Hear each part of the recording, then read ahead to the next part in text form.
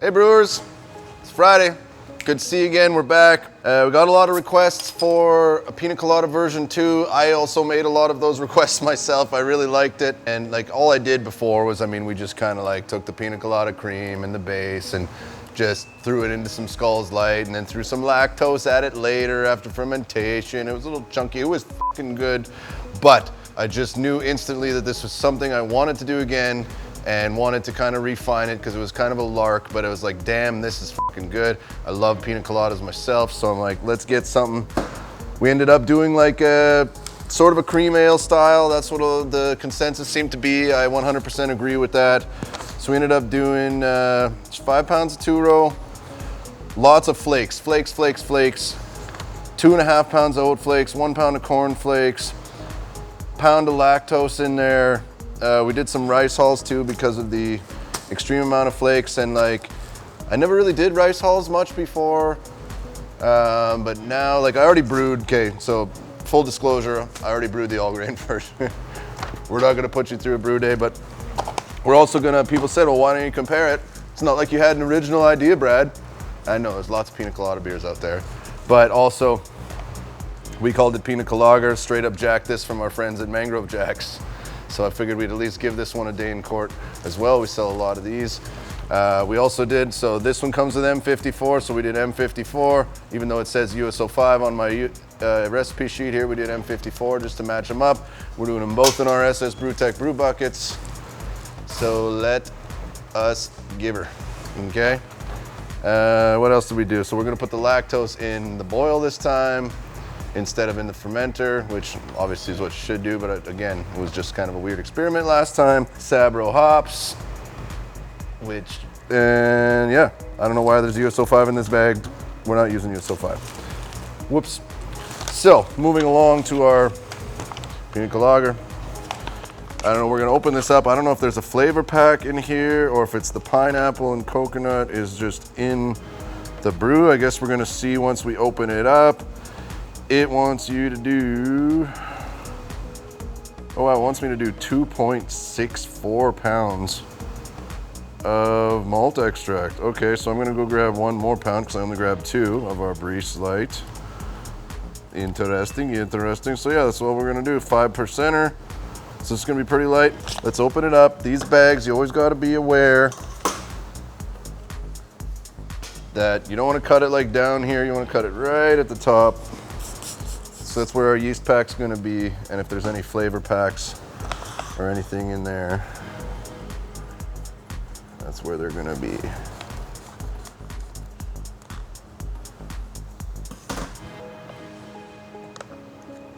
All right, so what do we have here? So we got hops, so we're gonna dry hop this thing? Interesting. Okay, maybe I should have read the rest of the instructions before opening it up. Let's have a look here. Clean and sanitize fermenter. Yeah, top up with water, airlock. Dry compartment pouch. Wet compartment. Yeah. Okay. If you have dry hops, they want me to do it after 7 days. I'm just surprised there's dry hops in this. I am extremely, with dry hops. I just wonder what kind of hops these are. Like I put Sabro in mine because you can get coconut flavors from Sabro. I wonder if that's what they did as well. If anybody knows, let me know, but let's mix this mother up and we'll get it in the magic box, and I just can't wait to do this side by side. I definitely smell pineapple. I don't know if I smell too much in the coconut side in there, but I definitely smell pineapple in there. Okay, I'm gonna run and get 1 more pound of pills, and we'll be right back. We'll mix this sucker up, and we're gonna have a tasting party. See you in a second.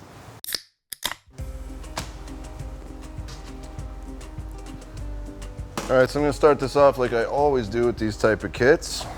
Put a little bit of water in, like maybe half our water.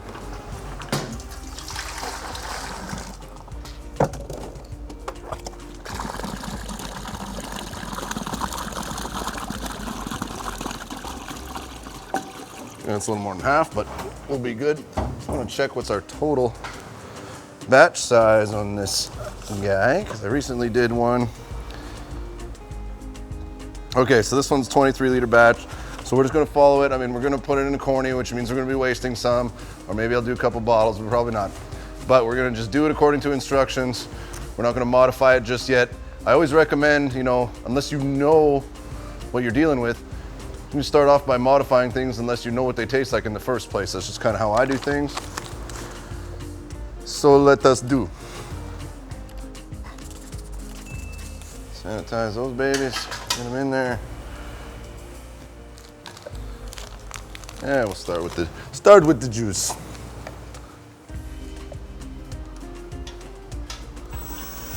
Keep that moving while we go.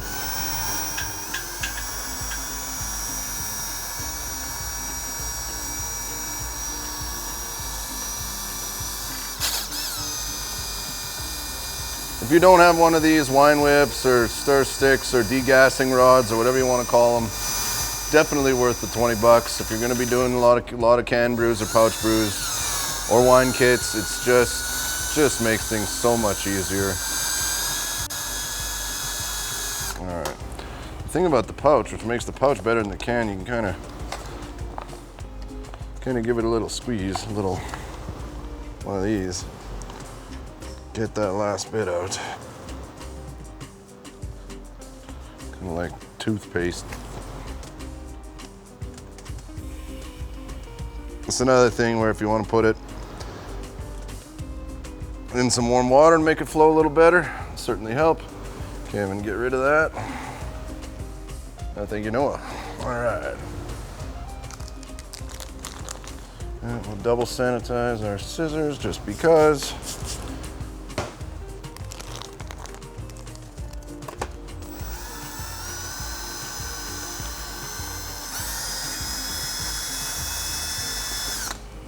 Bag down. So it said 2.64 pounds. So we're just going to kind of eyeball the third one. If you want to get all measury, you know, by all means, but it's homebrew. It's going to get us f***ed up whether it's 2.6 or 2.7, right? Just relax, have a homebrew. Everybody thinks you got to be so serious all the time. No. Okay, we got our breeze. Just got this where we're getting our pre-packaged DME now. We love it, saves us so much work. We got a good price, thank you, Breeze.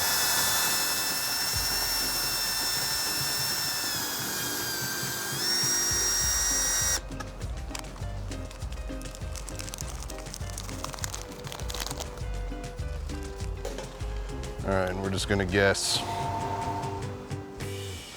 0.6 of this, I don't know.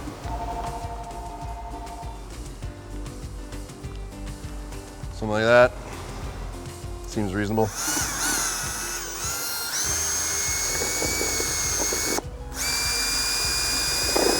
All right. Now we're gonna top up 23 liters, put our lid on, get it in the magic box. Like, one thing about these kits, man, gotta love that 10-minute brew day. Actually, I'm gonna have a little sippy poo. Just because I'm getting thirsty. We got new creamsicle cans. Thank you, Kevin. It's another Kevin design. You know Kevin from all the other videos. He's a beaut.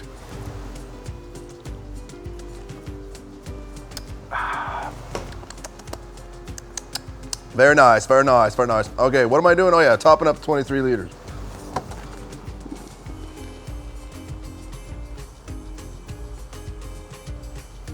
And there we go. Good stir. Get all our stickies off of there. I'm gonna give that a rinse.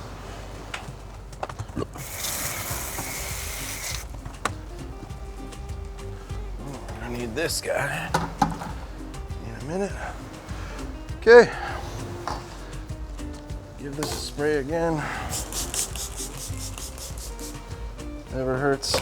Okay, we got our Mangrove Jack's M54, Cali Common yeast. So California lager, I mean, it's a pseudo lager, but it's still Pina Colada, I guess. I also did this with the all grain version just to get that even closer side by side. Same fermenter, similar batch size, similar ABV. Try to make that as sciencey as possible. We're gonna give it a little sprinkler, right?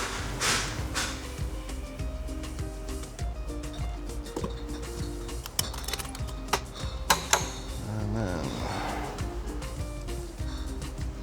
give this a good spray, good wipe. And there we go. We're gonna put our dry hop pack on the top so we don't forget that. We'll see that in about a week, and off into the magic box we go. I can't wait to compare these. I'm really, really excited what version 2 of my Pina Colada. I guess I'll call that a Pina Colada 2. I don't want to steal the name. I don't think they got Canadian copyright though. All right, see you in a couple weeks for some sampling. Till then, hit that like and subscribe and don't get too fucked up. Or do, but please don't. Play safe, what is it? That's keep fit and have fun. If you're not from Manitoba, you probably don't know what that means, but I'm keeping it in here. We'll see you later. So until next time, keep fit and have fun. All right, brewers, we're back. Another shootout. Can Brad brew better than the people who make can or pouch kits? So we had our Mangrove Jack's Pina Colada. And we got, well, my original one was a Pina Colada, but this is version 2. We'll still call it Pina Colada, but technically, I mean, they both have M54 Cali Common, so it's Pina Common. Pina Common. It's like Tutankhamun. Some Egyptian Pina Coladas here. All right, so once again, you know, you guys are bitching that I always know what's what, so it's easy for me to pick mine. So we got another blind one. Oh yeah. Noah poured these for me. I know what they are. I don't know which is which. I hope he does. You know, looking at them, one dead giveaway. Usually, kits are always tend to be a little bit dark. I mean, I'm guessing. I attempted to make this more yellow because of Pina Colada being a little more yellow to white. So I'm hoping that I nailed this and mine didn't turn into this color, and that this is the kit. So we'll start with the kit. Salut. What do you think is the kit? This one. That one? I think this is the kit. Definitely smell the pineapple. Don't really smell any coconut. Lots of pineapple though, so that's good. Yeah, no, not much coconut.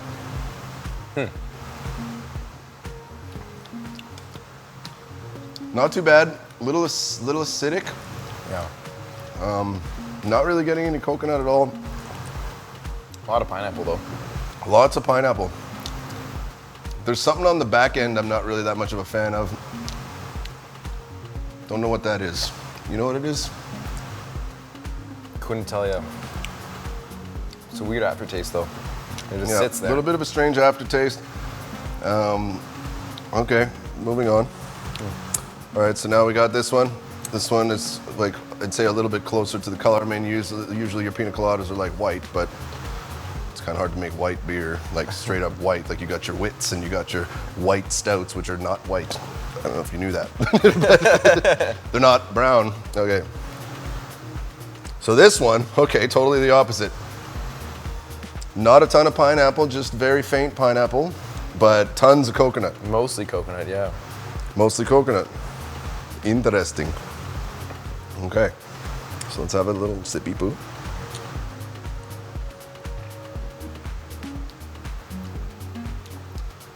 Lots of coconut. Yeah. Not very much pineapple.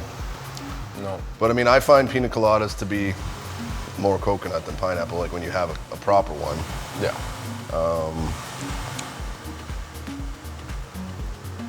A bit more pineapple when you actually drink it. I like the mouthfeel better, a little bit thicker. Still, I think a little bit to be desired on the thickness. So I'm gonna say, I'm gonna go on record. This is the Mangrove Jack's, I think, and this is mine. You're absolutely right. It's always the color. I think we have to start doing these in solo cups. I think that might help. That might help yeah. be less of a dead giveaway. Absolutely.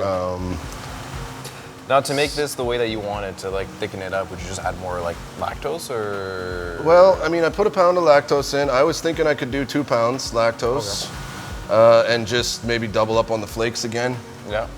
Maybe do I did M54 Cali Common just because I knew that that's what was in this, so I wanted to kind of even that out. I think more something along the lines of something less attenuative, like a British ale.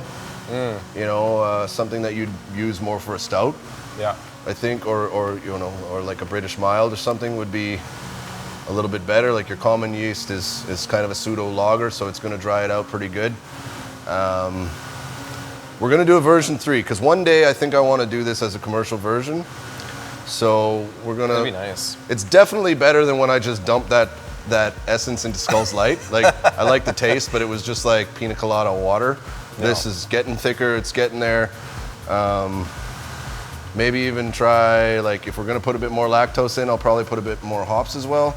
Both of these have Sabro in them, which can give pineapple flavors, but like one thing about hops, when you read the flavor profiles of hops and it says, yeah, there's coconut, doesn't mean you're going to get coconut like you're putting coconut in it. Those are all subtle flavors that you kind of have to have a palate to actually taste, right? So when you're making recipes, keep that in mind. Most hops, like when people who don't really have a palate say, oh, that grapefruit, which drives me fucking nuts. But it's true, that's the forefront of most hop flavors, either earthy or citrusy or piney. That's like the main thing everybody gets. Everything else is subtle. So also remember that when you're doing recipe creation. But once again, I win. I think I win. What do you think? I think you win. All right. I don't know. I pay him though, so. Yeah. No, but that aftertaste on this one, I'm not on the. It's because they got fruit, like fermenting fruit is always, I find, always tough. a gamble. Like you always get that weird acidity, you know. That's why I prefer my essences. I mean, say I'm cheating, say whatever, but like the proof is in the pudding. Like if it tastes good, it tastes good. Tastes better. I don't really care how you get there as long as it tastes good. You can tell me there's a dead beaver in here. I don't give a shit. It tastes good. So, all right, until next time. Don't get too fucked up. As you can tell, I'm already on the way there. We'll see you soon. Cheers. Cheers.